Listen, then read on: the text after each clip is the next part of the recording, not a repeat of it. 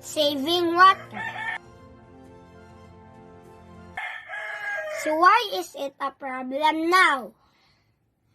Well, the world's population is increasingly really fast.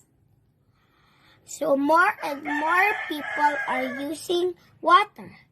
And more water is being used to make food, products, and energy for those people.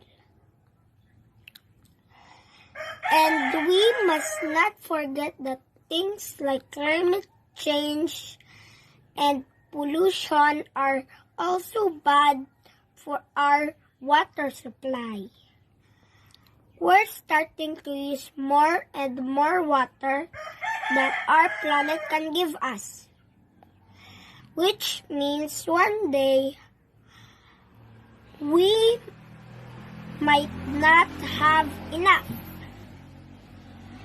So let's start saving water now.